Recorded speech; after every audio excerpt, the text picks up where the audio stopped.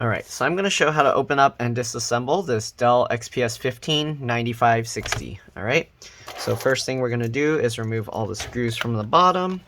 There are two screws under here. These are PH1 or JIS1 screws. Alright, so let's remove these two screws first. This is going to be kind of a quick look inside. The customer's computer, the SSD, seems to have failed, and the computer doesn't even detect it. So, okay, once we use the PH1 or JS1, we're going to switch to a T5 or Torx 5 and remove all the screws around. You want to keep the screws in order because they are different size, shapes, and lengths, and mixing them up could cause damage to the computer. So the way I do that is I have the pattern. I just put them on my desk in that layout, and that helps me figure out which way to put the screws once I remove them. Alright. Okay, so let's remove all of these. And when I work on them, I'll almost always work with the hinge away from me and then the opening towards me. And then if I need to spin it around, of course I spin it around, but usually when I start taking out the screws, I'll do it with the hinge facing away from me. Okay, so we got those out, the 4 along the back, the 4 along the front, and then we got the 2 on the sides and the 2 PH1 or JIS1 screws on the middle under the cover. Okay, so once we remove all these screws, we're going to have to pry the cover off. You can use pry tools on some of these models. I prefer to use my fingernails to do this. I'll see if I can do it on this one. So when you do this, you want to open and close the screen slowly. It is having a hard time opening, so I'm gonna like hold this. I'm holding this closed and I'm using my fingers to kind of push this screen open.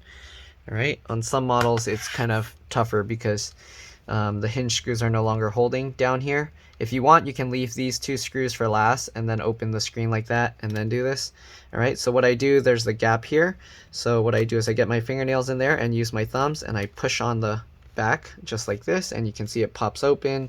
Again, if you don't have fingernails or you don't like to use fingernails, you can just pry it open with some pry tools. But I found this is the most effective because with pry tools, you can't really pry this and then push on the back, or you'll be like pushing this forward. With this, you can kind of use your hands to leverage it and rotate it. Okay, so it makes it a lot easier. Okay, so we're just going to go around the sides too, and there we go. The cover comes off really easily. You do want to be careful. It feels like something is attached in there. Oh, there we go. Okay, so here we go. This is what was stuck. You had the thermal pad. Okay.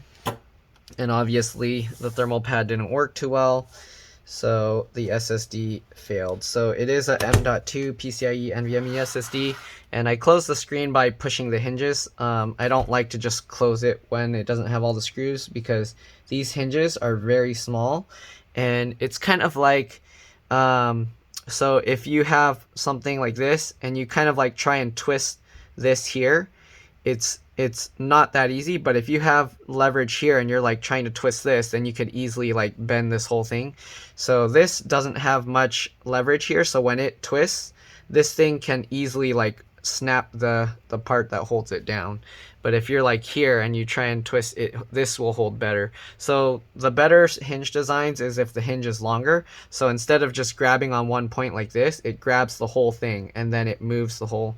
But yeah, so anyways, this is very dusty inside. I'm going to use a toothbrush, clean it out, and also an electric air blower and just blow all the dust out of here. We're just going to take a quick look inside. Actually, let me clean the dust real quick and then I'll show you. Alright, I'll be back. Alright, so I'm back. Cleaned out all the dust. Here we go. Alright, or most of it. Okay.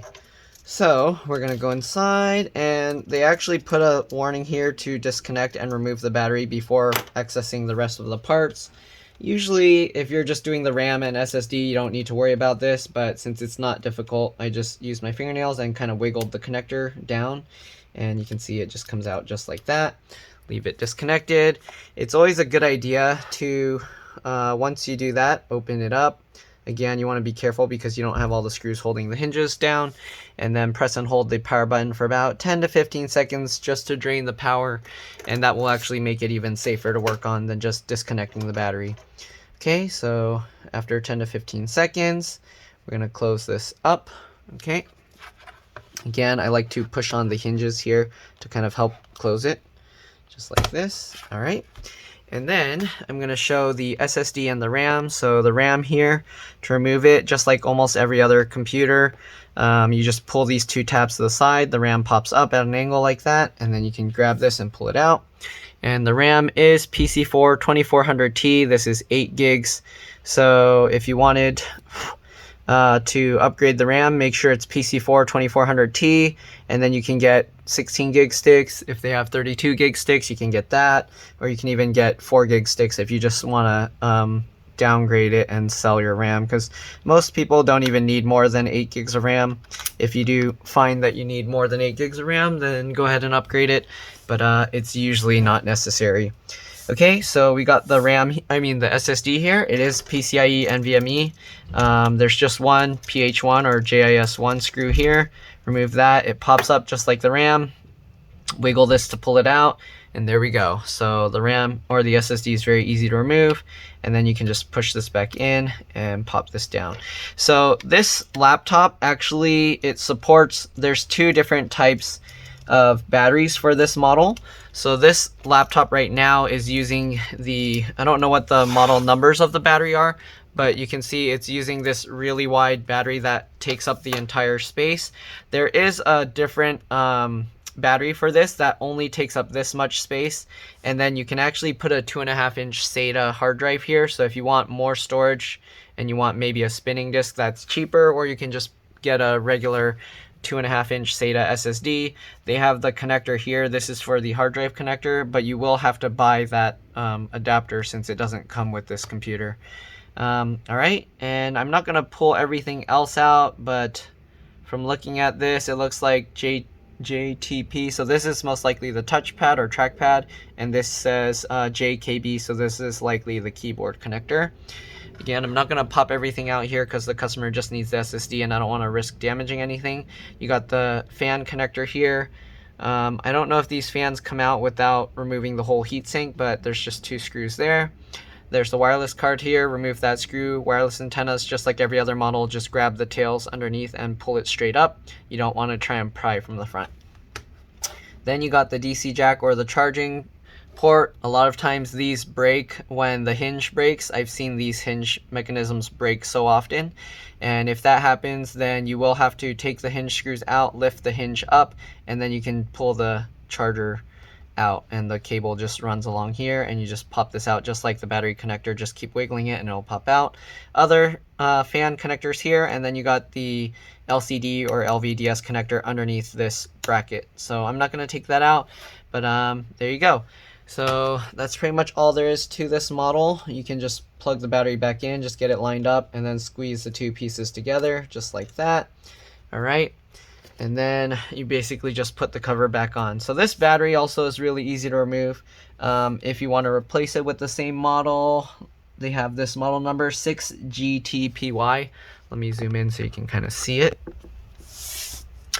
Okay, I don't know if you can see it. There's kind of a glare. There you go, 6GTPY. So if you want to replace the same battery, just get that. But it's always a good idea to open up your computer and confirm that your model is the same. One time, someone wanted to replace the battery. Luckily, they didn't have a hard drive in this spot, and it was using the SSD, but they had the empty caddy, and then they had the small battery. And when I replaced it, I got the longer battery for them and just took the hard drive caddy out. They were happy because they rather have more battery life. They didn't really care to have that hard drive, and they weren't using it. It was empty. So yeah, anyways, that's all there is to it. Just put the cover back on, put all the screws back in. Very straightforward. Of course, you do want to snap the clips down. There are some clips kind of more towards the front, but that's pretty much all there is to it. So hopefully this video helped you guys. If it did, please like and subscribe. Help others find my videos. Thank you for watching, and I'll see you all in the next one. Bye.